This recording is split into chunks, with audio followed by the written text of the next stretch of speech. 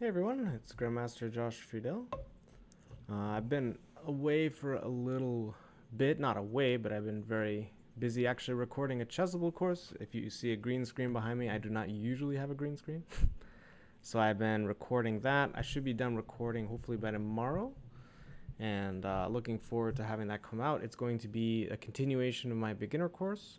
If you're interested in the beginner course that's there, which is currently common beginner mistakes in the opening, there's a link in the description. It's actually on sale right now, so if you want a really solid beginner course, I would say it's for beginner level, so like, say under 1,000, whatever you want to call yourself. But people even up to 1,200 have told me some of the problems are tricky. A lot of intermediate players have said that it's a little tricky, so right now you can get the whole course for $10. That's 60 positions with explanations. If you want video, which is kind of like having mini private lesson, it's only another 20, so it's $30 total for both. So a pretty good deal right now. Not very good at promoting myself, but I am making an effort. That's what counts. It's the effort, right? In any case, but yeah, definitely check that out. I've actually been recording the middle game version, which should be a little bit even more challenging, hopefully, but still a good level for everyone. And we'll include the most common mistakes I see in the middle games, and I'm sure you can guess what the third part is, which is actually what our focus is today, which is endgames. So I wanted to talk about endgames in just that they're a very difficult phase in the game, I find, for players because you have to think differently. And I actually taught a session over the weekend with some of my students. I do that every month for my students, either either a weekend or a day where it's kind of like a training session. So it's like, a good workout, plus they get to play games and stuff like that. And I give them a bunch of positions that I kind of come up with. And I find that they do pretty well. And I always try to come up with topics that are a little different. So endgame thinking was one, and I thought this position was really fascinating because even amongst my students, and these students are, I'd say, intermediate to strong intermediate players mostly, like quite good, think about the positions remarkably differently. And what's quite interesting about it is that you can really see someone's style and how they think about chess and their play from giving them certain types of positions. This position, I think, is a really great example of that. And I thought it would be a good introduction to this topic because the way you think in endgames is often very different from other parts of the game. And it's also the part of the game people think the least about, or practice the least, I should say. So I think it's really, really important to learn how to think about them properly. So in this position, the main question I'm going to ask you is, what do you think of the position, right? Like, obviously, black's up a bishop for a pawn. Life's looking pretty good. But how do we win the game? And my main question is, would you play the move g5 or not? That's my main question here. So if you want to take a moment to think about it, go right ahead. So would you play g5 or not? So what's kind of interesting about this question is that there's not really a right or wrong answer. I don't think g5 is a poor move. I think it's a good move. It was, in fact, played in this game. This was recently in the Grenke tournament by Magnus Carlsen. How bad can it be? He won the game pretty quickly. But I think for a majority of players, this move would actually be a mistake. And what I mean by that is the move is actually quite concrete. So the move g5, again, is a good move. It has a definite drawback, though, which is it trades pawns. Generally speaking, when you have a situation like this, you're up a bishop for a pawn. If you trade too many pawns, it becomes very difficult to win because you just don't have any pawns left. If you trade off all the pawns here and you have bishop and knight against knight and pawn, you're almost certainly not winning. So very, very important to not trade off too many pawns. One thing I will say about this is that people panic too much about it. There are some people who are like, oh my goodness, I'm trading a pair of pawns, and you sometimes just need one healthy pawn that can never be won, and it's fine. But okay. And this happened in the game, so white will almost certainly take this pawn. And the key here is you can't just play g5 and say, well, this is progress, takes, things look good. You have to calculate it because there are two very concrete moves. I should actually say there are three. A move like g4 or something like that is destined to fail. And very importantly, you are making progress with g5. So if white's just going to play like some move, king f1 or something, just for instance, you can play the move g4. Notice how if something like this, you simplify. Now, trading pawns, not so good. Trading pieces is great. So something like this, you can even just bring your king in and take the pawn, this is just game over, right? So you're not really worried about that. The knight moves back, and now all you really have to do is keep this knight pinned down. So even a move like knight c3, just guarding against that, and the white king, you know, basically you're pinning the white king and knight to this little box, and you can kind of run them out of moves. And keep in mind, you don't necessarily have to win anything. After a move like this, you can play knight here and just say, well, if you trade knights, you're going to lose. So just for instance, right? So notice how you are making progress, even though you've traded the pair of pawns, because you're taking away the squares. Generally speaking, knights really struggle when they have to defend on a corner of a board because they just don't have that many squares. Knights much prefer to be out in the open. So g5 has a very direct purpose, but it requires careful calculation. There are two moves you had to have calculated if you chose to play g5. One move is f3. And again, you can maybe win with knight takes g3, but this is not remotely solid. White has a move like f4. You have to make sure you're not losing a piece. I think in the end, you can actually retreat your bishop. If they take this pawn, you're still winning. You can move your knight, and if they take, you take, and you have this trick, and you should still be winning. I don't think any human being would try to win this way. The simplest idea, I think, is just g4, this really important counterattack. So the idea is if pawn takes pawn, pawn takes pawn, once again, that knight is really trashed. And if they take the knight, you take this knight with check, king takes. And here, very importantly, what do you take with? If you want to take a moment, please do. But you must take with the pawn. If you take with the king and allow g4, your last pawn will be traded. This is an example of why you should not trade too many pawns. Because you can, if you take, this is obviously a draw. If you allow white to capture, if you do this, you take. So if you take here, it's actually quite simply winning. Many methods, but the basic idea is you take and move and push your pawn, and the bishop can always sacrifice for the g-pawn if you absolutely have to. So the key, though, is that you have to have seen this before you play g5. Now, there's also a move like knight takes g5. This is kind of one of those things that's kind of cute. It doesn't really work. Among other things, you can probably just take this pawn. It's pretty simple. These pawns are not going to cause the pieces too many problems, but it's definitely a move you can think about. You could also take this.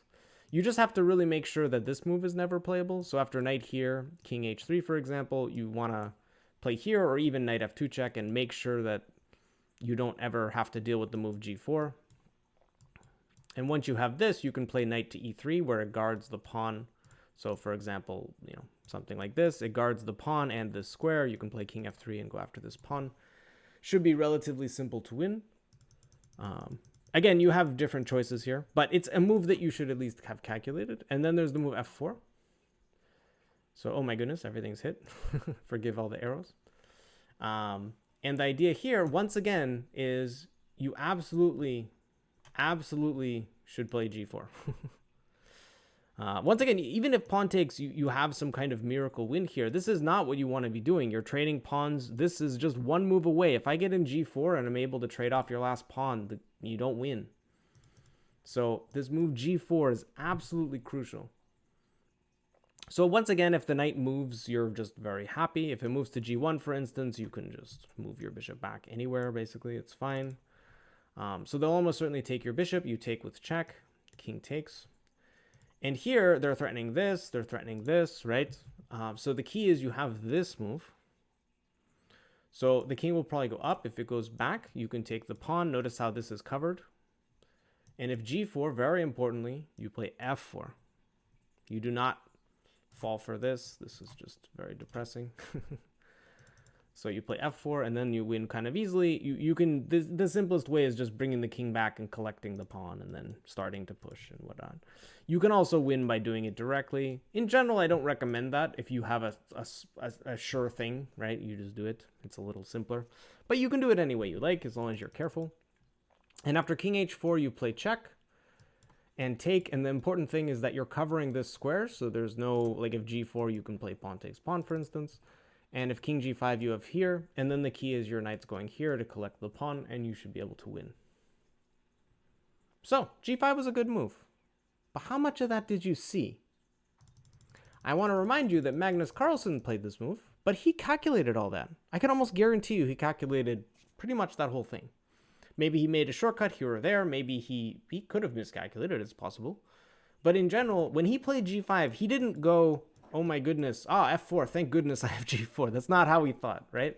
He calculated all that. So if you're capable of calculating all that and you're positive, then sure, g5 is a great move to make progress. But there's one thing I want to point out here, which in my opinion is really important. White does not have a threat. There is no threat.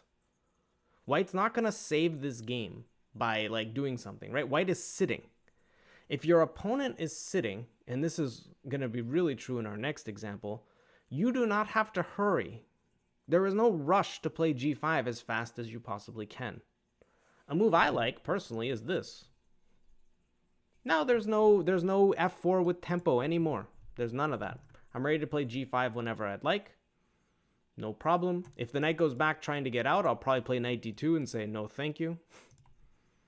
You know, and I'll maybe try to bring the king in. Eventually I'll try to play g5. You even have really funny positions like here, for example. I might consider just like moving again and saying, all right, what's your next move? Not so easy, right?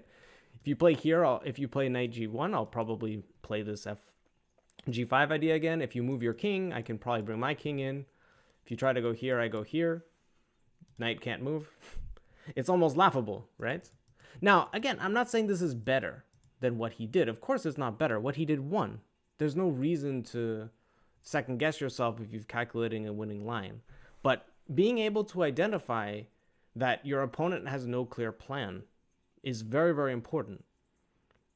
When you have a position where your opponent cannot improve and you can, you almost always want to improve to the maximum and then do what you want to do.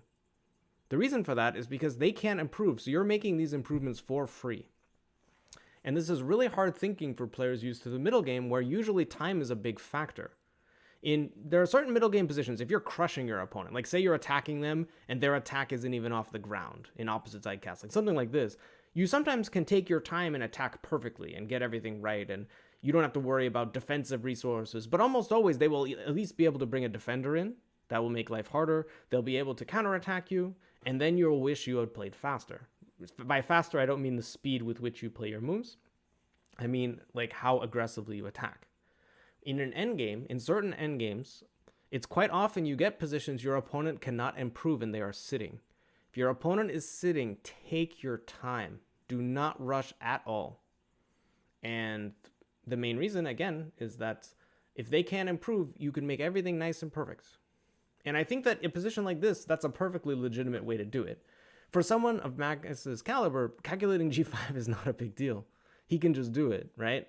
For most players, I don't think g5 is a good move because it's so likely you will miscalculate and blow your win.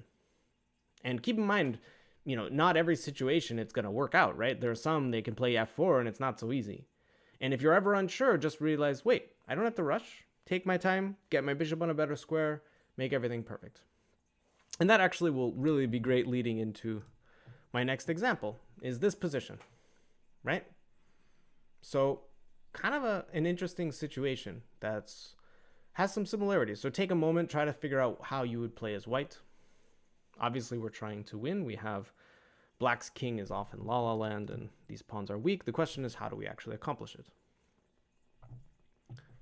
So one thing I'll tell you is there's more than one winning move. One of the things I really like about doing these kind of training sessions is quite often a student will come up with an idea that I never thought of. There was one student in particular who came up with this idea with like h3, king c8, and then playing something like king f5. The idea being that the king, you know, probably just goes back, and then king g4 and h4. And this idea just never would have occurred to me. It definitely is not maybe the simplest, but it wins, I think. You're able to win with this idea. You break up the pawns and take stuff. It's a bit more complicated than that. But I thought it was kind of cool. But I think the key thing to remember here in this position is that you do not have to rush. Once again, you're in a situation, this king cannot really improve. Even if it moves here, it can't move away. It can't move closer to this b pawn or farther away, one of the others. So the king can't really participate from d6 as much as it can from, you know, b8. So what that means is that black cannot improve. Black cannot do anything. So if you want to rush with something like this, the problem is that you move the bishop, and now you have to worry about these pawns coming up. You have to worry about all these complications. It's just really not remotely worthwhile. One thing you have to watch for sometimes is something like this. And then there's even ideas of like here takes in g3, and you have to make sure that this is okay for you. I think here this is actually fine because you get back in time, but you get the idea, right? Like there's all sorts of things that go wrong for you when you allow this. So it's just not a good idea to do this. There's no reason whatsoever to try to go for this. So what else are we gonna do, right? We could play bishop e4 first and then play king g7. But the problem now, kind of again, is that even though the bishop, it's not hit with tempo, we still have to deal with this like f3 idea, you know, trying to trade off these pawns, all of this. And it's not like that easy to win here, I don't believe. There's all these different ideas, but the key also is that it's just like not at all necessary to do this, right? We can make things perfect. We have time. So the key idea I like, and again, I'm simplifying this a bit just to kind of show you what I mean, is h3 first. So king c8 and then bishop e4. No problem. So there's nothing really black can do. Black can play king d7, but it doesn't affect the game very much. So something like this. And now we do this. And the main difference is that after g4, we can play the move at h4. So what have we achieved? Well, these pawns are now fixed, meaning that this pawn's not moving anywhere. There's no h4, h3 idea. There's nothing of that sort. I actually think h4, h3 was the problem idea. And then the bishop goes here, and that pawn's actually very irritating to win. I should have reviewed this before I did it, because it's actually a very complicated endgame. But let me see if that's actually the case. Here, h4, yeah. And you put the pawn on h3, and the general issue is that maybe you play it with f3 first. Yeah, f3 first. You can't let the pawn go, because then I'll do something like this and go after this pawn. And then you're on a time clock. Like, you have to really... You have to do something like this. You have to try to get the bishop here. And... then I have this move and take and get here. I don't mean to do this too quickly, but I wanted to focus on the other moment a bit more.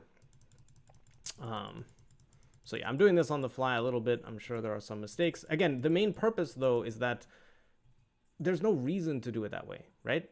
Black cannot improve. So we make everything nice and perfect. So what I like about this is that now we do this, oops, and everything is just super easy, right? Play h4. And now the whole point is that what is black going to do? We're just going to take their stuff, right? If they allow us to take on f4, this is going to be a super trivial win. We put a pawn here. We put this here. We go bishop here and take their pawns. No problem. If they play f3, this is a bit trickier. So once again, it's very important we have this move and we push our pawn. Like we can play f5 in here. They're not able to trade the bishops or do anything like that and try to queen their pawn on us, right? That's very important. They cannot do that. But yeah, this does not work. So pawn takes here, and then the key is that wherever they go, we play this move with tempo. Say bishop here. And so they're preventing us from going here, but the general problem is that they're like not remotely in time. So for example, we can play, the easiest is something like bishop here. So now if they try to go after our pawn, we just queen it. So they can play something like this, but now we don't want to play here, right? This would be a disaster. Giving up our last pawn. But what's cool is that we have time now. We can play the move king f4. So once again, they cannot allow this pawn to advance. Even if they do it this way. Well, first of all, we have this move, but even forgetting that, we just put our king on g7, and you'll notice that they have to give up and allow us to queen. This is the kind of thinking, again, in an endgame, if this takes you a while, it's one of those things that you get used to after a bit. Like, there are so many cases in an endgame where a pawn is worth more than a bishop, right? Because it's going to get a queen, and the bishop cannot do that. But yeah, this move, and then if the bishop goes here, trying to keep an eye on this pawn, we can actually put our bishop here, shielding our own pawn. You'll notice that the pawn here would always be worse, because they can take it in one move, whereas this pawn takes two. It sometimes isn't a big difference, but almost always when you have a situation like this, you want to leave your pawn here if you can, because now the king can't really move anywhere. So keeping the pawn two squares away from the king is a nice little trick. And now we can do whatever. We can even just win the bishop, right? Because we have an extra pawn. It's no problem. So this is actually a very trivial win for that reason. So again, you have many options to win, but to me, the key is that you realize this is a position black cannot improve. So you make everything nice and perfect. The point of h3, bishop e4 is to make it so that after h5, g4, which is what black's only real defense, you can play h4, select, secure these pawns on really nice squares for you, and then use your king to clean up.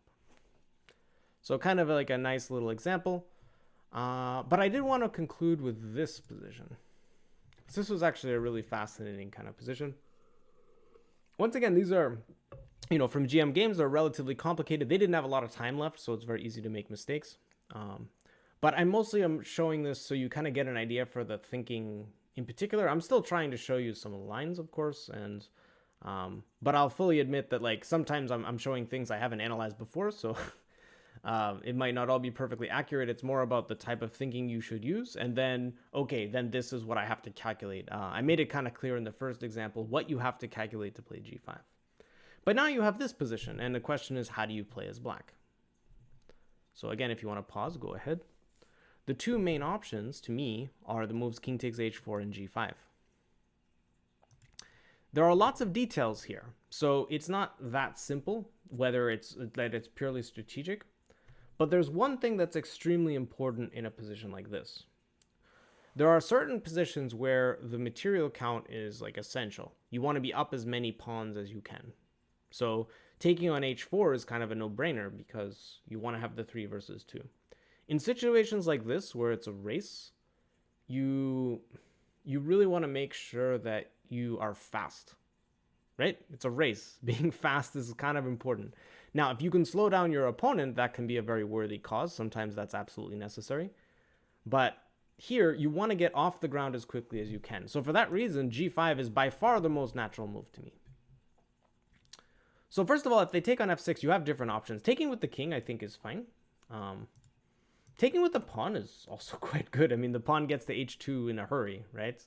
And the pawn on h2 coupled with your rook, I don't think that they're going to be able to resist that combo. So this would actually also be very good. Yeah, so one detail is that after takes, king c1, one problem you have now is that you want to be able to keep the rook behind the pawn, but you cannot. And this is a big issue because if something like rook b3, for example, king c2, if you try to play rook moves, I play b5, and all of a sudden we're off to the races. This is actually similar to what happened in the game, and White actually drew the game. They should not have in the end, but at some point it was definitely a drawn position. But the pawns simply get off quicker, and 2 pawns can be just as good as 3 in a lot of cases. If you're just trying to get a queen as fast as possible, you can't push 3 pawns like quicker than 2. You really can't. So when it comes to speed, the pawn count difference is not such a big deal. The reason why I think black's doing so well here is because white's king's far inferior to black's king. Black's king is really powerful. So I quite like g5 instead. And there's a cool little detail here, which is that if you play this rook f6 move, and let's pretend you take with the king for now. Here, if you play a move like rook a2, you're hitting this pawn, meaning you cost white an extra tempo. They have to defend that pawn, and now you play this. One extra tempo means the world. Even though they can get your rook out, say, and play here, you're now going to get a queen, right? Like, you're now too fast. If they go here, you can say, surprise. Actually, I mean, you can just get a queen. Like, what am I talking about? But you get the idea, right? Like, this is not going to work out for white for that very specific reason. So that extra tempo means the world when you're racing. And what's really cool is that if they play king c1 now, you can play rook f2 and you guard this pawn. There is no more rook takes f6, which you might think doesn't matter that much. But the idea is that now, if something like b5, for instance, you can play g takes h4. And this is actually kind of cool. I think that here you can even just do this, which is a bit obnoxious. But the idea is that if queens, you queen with mate. And if rook checks, you can go here and block the check. And once again, you're going to queen with mate. So this is kind of like a very important detail. And yeah, if takes, f takes g6, it's just too slow, right? You're behind this pawn. They can still try to chase you away, but you can play a move like rook f2. Again, if the pawn lands here, you go behind it. If you know, if something like rook here, you're just still way too fast. You go here. And again, you have kind of different approaches on how to do this. But I think that, I mean, the main thing to avoid, right, is if you go here and they go here and you try to do this, this is not going to be overly successful, right? But this is where you kind of can use your king as well. So for example, you could play a move, I believe, like king G3.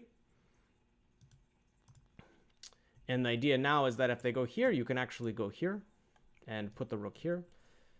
And it's actually a bit, you're actually really too fast, because let's say they play a4, you play rook b8. So if you're able to take this pawn, there's no problem. So they probably go here.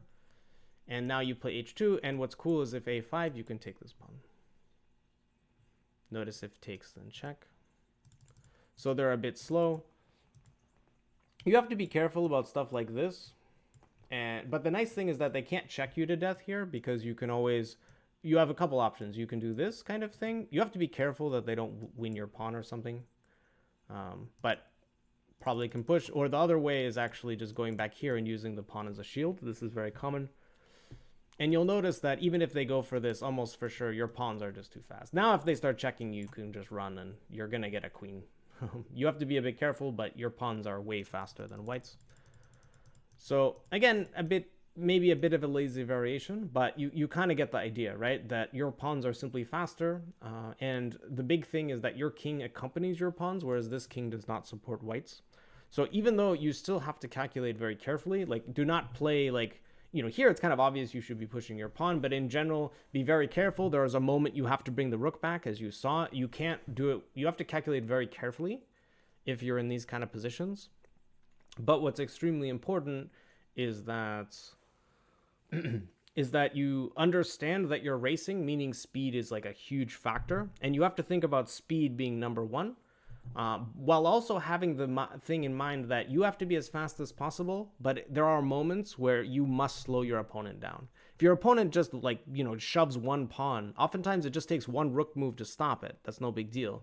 But knowing when you have to stop your opponent's pawns, when you have to push yours, these are the key things. There's no substitute for calculating it. You have to. You have to be very careful, but knowing some general guidelines and rules and patterns is really important to kind of getting to that next level with this kind of endgame. So I wanted to do both these types of endgames so you can see the contrast. The first two are like more technical endgames. You do not have to be in a rush. Make everything perfect, and then try to proceed with your winning plan. When you're in a race, this situation, perfect is not what you're looking for. You want to be fast as possible. And that means that you prioritize speed and you prioritize slowing your opponent down, because it's all about who gets there first and who gets there with greater effects. But generally speaking, when you're getting a queen, you're going to win the game if your opponent doesn't get one too. It's just the way it works. So getting there as quickly as possible is absolutely essential. All right, I hope you enjoyed this one. Once again, trying to really improve myself in this. My course is on sale right now. It's just $10 for the whole thing, or 30 with video. So it's a really good deal. Check out the links in the description. I'm actually currently working on my next one. I'll let you know when it drops and everything like that. But I should be finished recording certainly by, you know, later in this week, but hopefully over the next day or two. And then maybe the green screen will disappear and then you will know I am done, because it is kind of almost in my kitchen. So in any case, I hope you enjoyed the video. I hope you found it useful. I appreciate all the comments, likes, all of that. It's really supporting the channel, and it's one of the reasons why, even though I was working on these videos, I wanted to give you another video before, you know, and not take too much time off from that. But I hope you enjoy it, and let me know what you think, and I will see you next time.